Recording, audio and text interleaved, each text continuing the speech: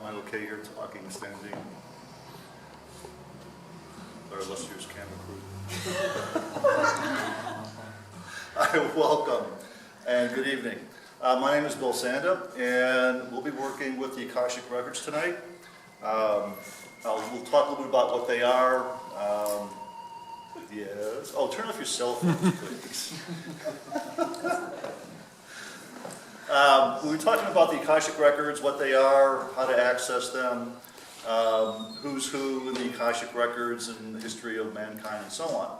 The main thing is that we'll be doing a couple short healings for volunteers here. We'll do two 20-minute healings for people who've got some really burning issues they want to deal with.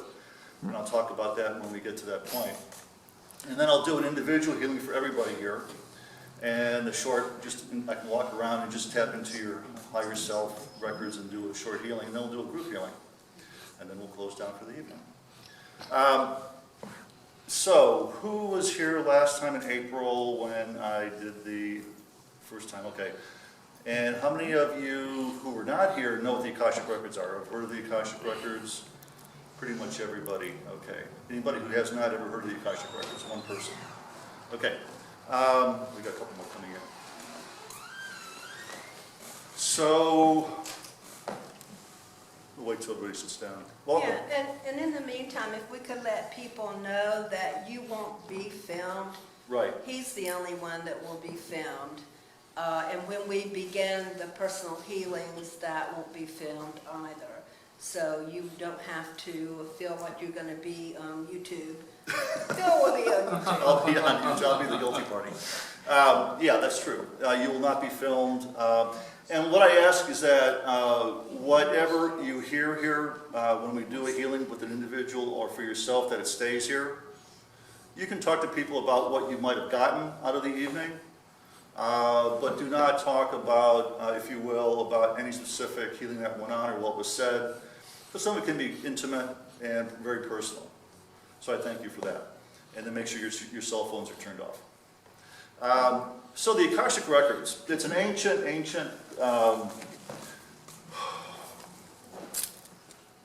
knowledge, shall we say. And you can go back to the Sanskrit, you'll read about it in the Bible, the Quran, the Kabbalah, in ancient Egypt, and so on. Basically, the Akashic Records, on one level, some might equate it to like a Library of Congress in the sky, like up in the ethers. And it's a recording of all your past lives, all the times you incarnated as a soul on this planet, or perhaps in this universe. And a recording of everything that was said, done, spoken, thoughts, feelings, whatever. So it's like a giant record of everything that you have ever done in all your soul reincarnations here. That's at kind of like one level. That is a library. You can pull out the book of, say, Ted, and okay, here's Ted, and we'll take a look at Ted and whatever's going on with Ted this evening, during the reading.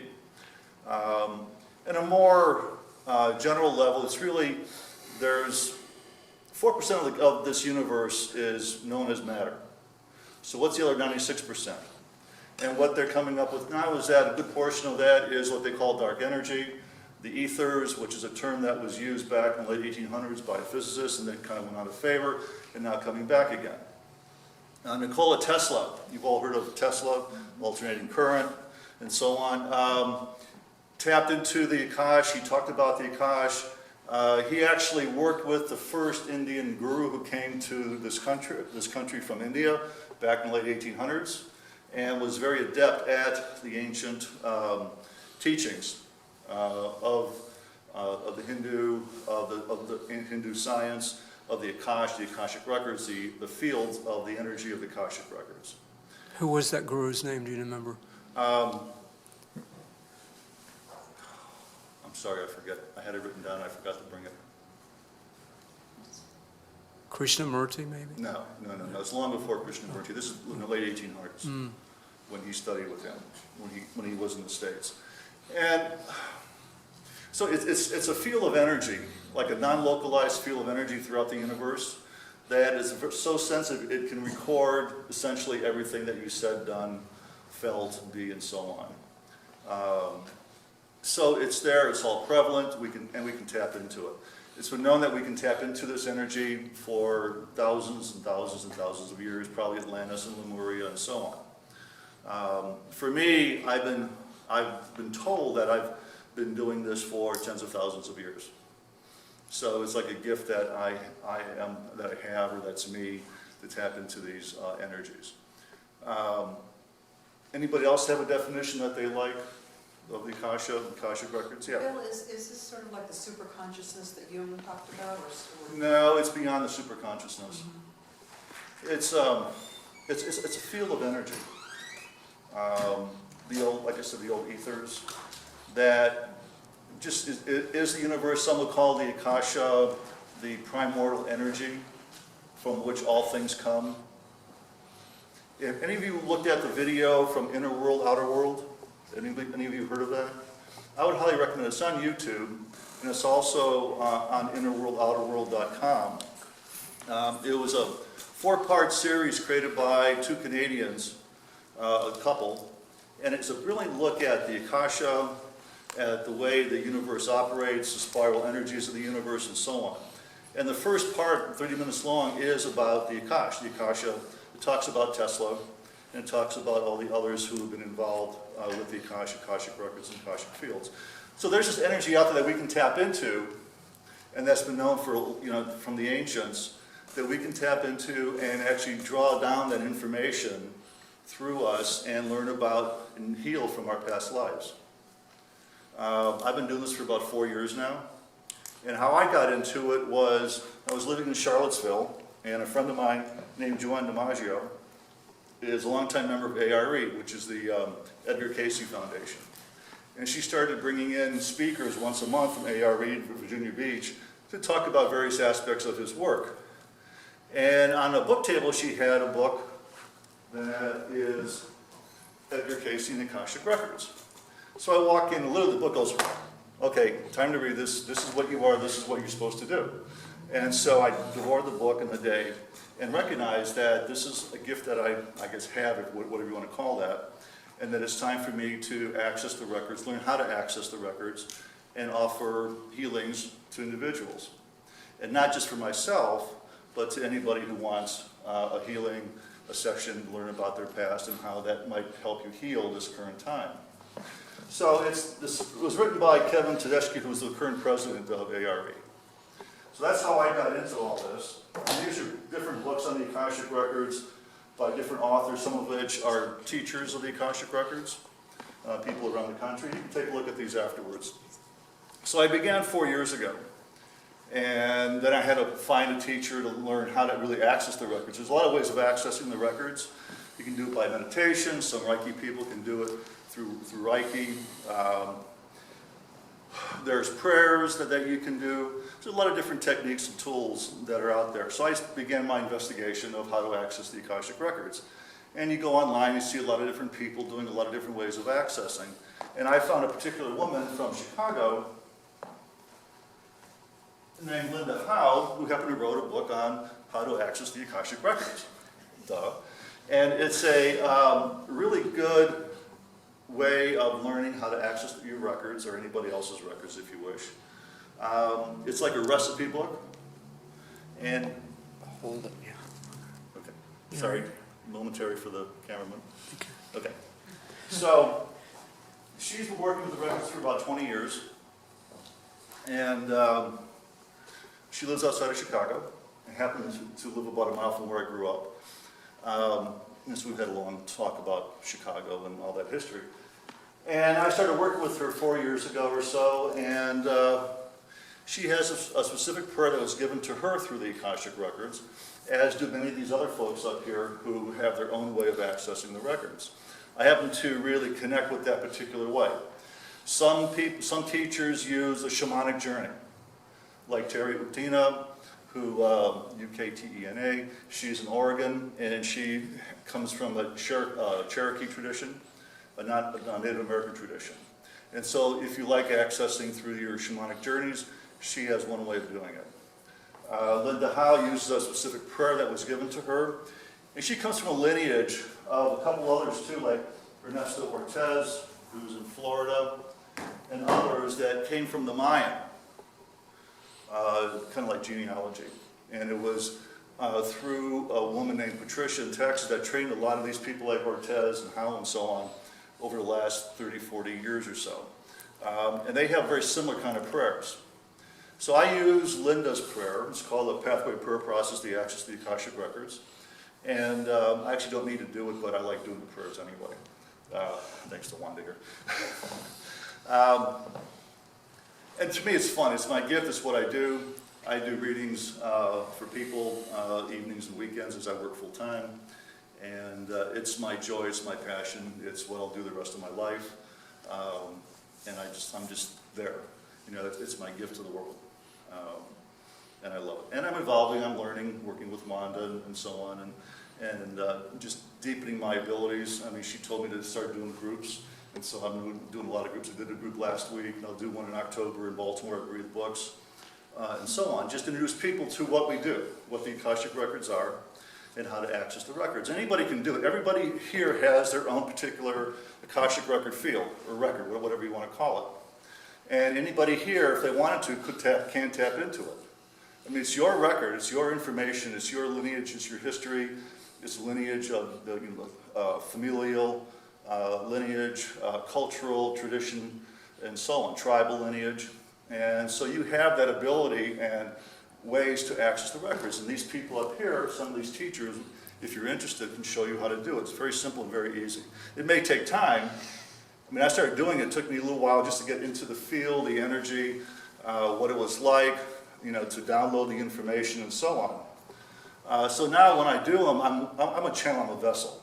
And I call myself a healing facilitator. I don't heal anybody. I don't think anybody really heals anybody. They heal themselves, but we facilitate healing. And if you've had, how many of you have had a reading before? Anybody here? Okay. In a lot of instances of, like people up here, you get a lot of information with the healing. What I do is a little bit different. And the information or energy that comes through me is more in the way of a straight energetic healing, with some commentary about what's going on. But what I'm told over and over and over again, it doesn't matter who or what you were or are. What matters are the energies, emotional energies, that are carried forward into this lifetime that have been unhealed, that are impacting you unconsciously. For the most part, we don't even know what's happening. We might get a deja vu, a sense that, oh, you know, I was in the colonial period, you know, hundreds of years ago, or I can identify with this person or that person. And that's usually you're in that kind of energy of the Akasha. But it doesn't matter. When I was living in Charlottesville, I met two guys who said, you know, I'm Thomas Jefferson. Well, that's cool, that's nice, but so what? You know, that they had a past life regression or whatever, and they were told they were Thomas Jefferson or Alexander the Great or blah, blah, blah. You know, it doesn't really matter. What matters is the energies that are unresolved, unhealed, that are impacting you this lifetime, impacting your decision-making, your health, your well-being, and so on. So that's what we'll work with tonight. When I work with the people, two individuals here, we'll do a short 20-minute session. When I work with people, it's usually about an hour, roughly an hour, give or take. But we can accomplish a lot in 20 minutes. And what I would ask, not for volunteers right now, but to consider, do I have some really burning issue that I want to work with? Something that's like right in my face. I don't know what to do with it. I've worked with it this way and that way, and it's still there. It comes back over and over and over again. So if you have that, then I would have you, you know, if you're interested to get a reading, raise your hand and we'll work with you. Okay, but it'll be a self-volunteer. I'm not going to pick anybody in particular. You'll self-select. I guarantee you will self-select. And then, like I said, we'll do an individual. I'll walk around to each person and touch them and do a healing that way also. As I said, I don't need to use a prayer to get into your record. I like doing it that way. And people like hearing a prayer or something that we're working with. Any questions so far on the records, what they are, how I got into it? Anybody? Okay. Yeah. Have you read your record? Have I read my records? Yeah, it turns out that I'm actually better working with other people than myself. It's how it kind of usually typical, I is. understand that people who can do, facilitate healings for others maybe can't do it so well for themselves. I can get into mine, yes. But and it's my frustration that I notice that it's not always the kind of depth of breath that I can do with another person. So I use other people for that. I use other healers, healing facilitators for my own work. Yes? When you do healing, is it for physical kind of ailments or things that are intangible, like relationships, issues, or is it both? Like what? It's all. Physical, mental, emotional, spiritual issues, whatever, it doesn't matter. And we'll just work with it, whatever. A lot of times when I get into working with somebody, like I said, I'm a channel, I'm a hollow bone, the energies work through me. I'm fully conscious. When Edgar Casey did the readings, he was in a trance. He's a trance medium. I'm fully there, I'm fully present. And a lot of times I'll get information about a past life that I'm working with somebody on, and I'll see visual images, and some are not very pretty, I can guarantee you. My head goes, you want me to show them what or tell them what? It can be pretty brutal, nasty. All have been the good, the bad, and the ugly. And so a lot of times they'll show me stuff that's pretty horrific. And I just have to get out of the way and say, okay, they want me to say this for a particular reason and healing. And so I do. And I see, like, I can hear things, I can see images, and they speak to me and so on. So I just translate that through me and, off we go. Anything else I want to say? So are we clear about what the Akashic Records are? Anybody have any questions about that? Okay. Why don't we, there's no questions about the records, why don't we just start doing some healings? So who would like? I have a suggestion though, Yes, Ted. Bill, if maybe you could just name the books so that Oh, for okay. people, because you have a great library that you really trust. Okay. So if you name some of the books, that'll really be Yeah, helpful for people to okay, start. Good point. Cheryl Trine. This is a more scholarly look at the Akashic Records as a non-local field of energy that we can tap into.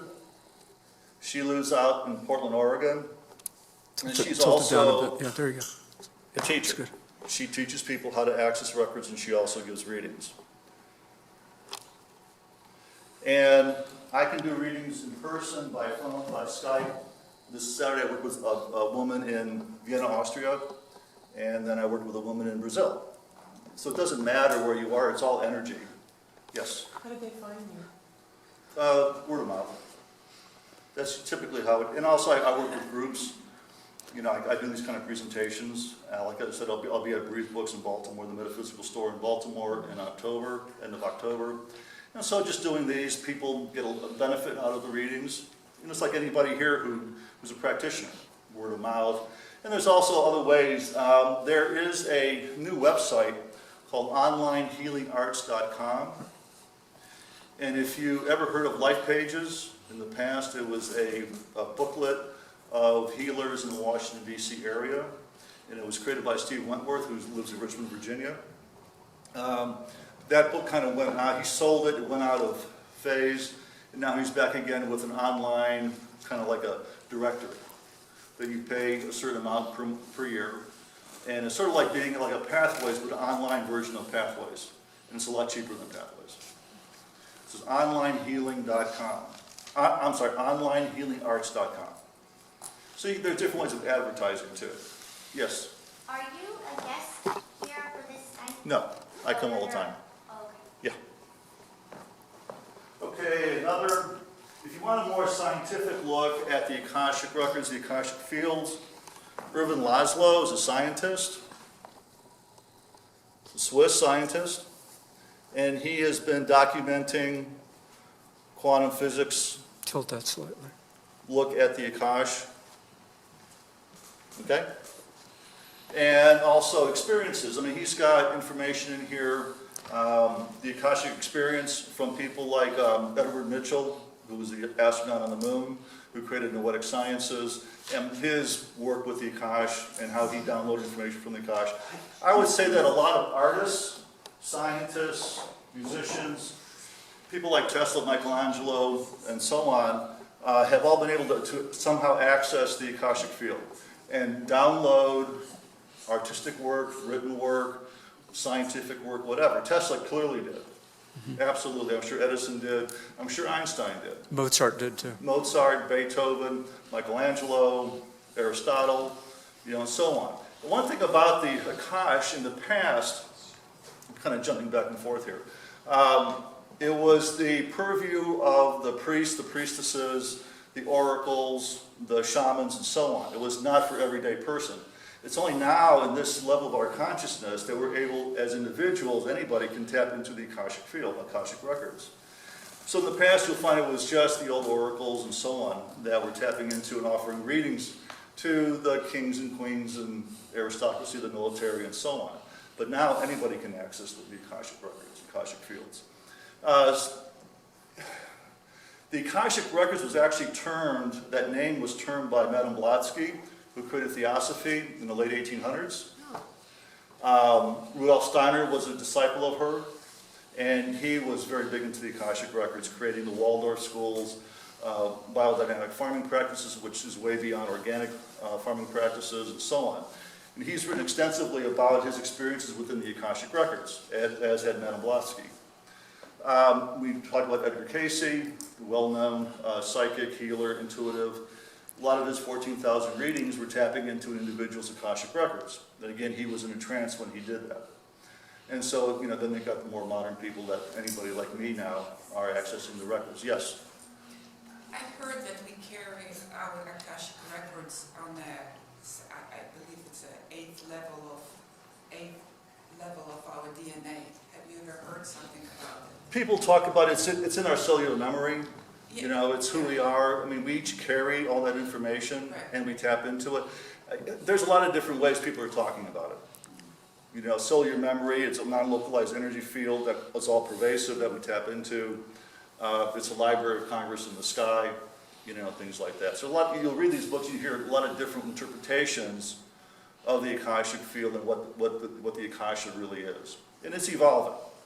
It's evolving. But it is an energy field. Cellular memory, DNA, however you want to look at it. Everybody's got a little different interpretation of it. So another book, this is Ernesto Ortiz. He's one of the folks that was trained in the Mayan tradition. His prayer is very similar to that of Linda Howe. They came from the same tradition. You got it? Okay. And then I talked about Linda Howe. She's written 2 books. How to access the Akashic Records and healing through the Akashic Records. And again, hers is a very formulaic way of looking at the records. She goes step by step and have you enter the records, and she's got questions for you on healing and working with your cultural history, tribal history, familial history, and so on, and your own past lives or that of others. And of course, we do have to have the Complete Idiot's Guide to the Akashic Records.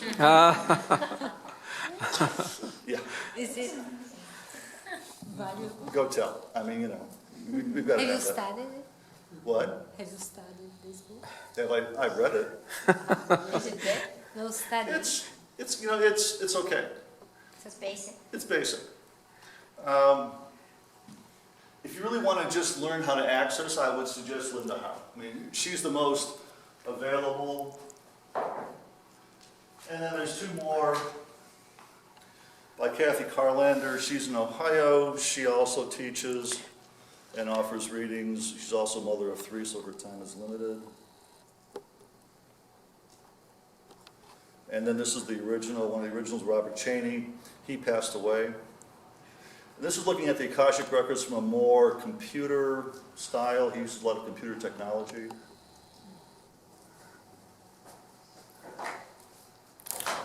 Linda offers courses online and in person, so she's the most accessible if you want to learn how to access the Akashic Records.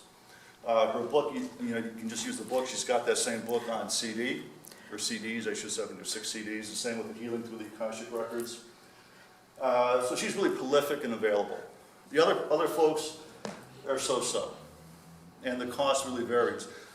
Terry Utina, who I mentioned, goes to the shamanic way. She has courses on Om Daily, if you ever heard of Om Daily. It's Om Daily, DAILY.com.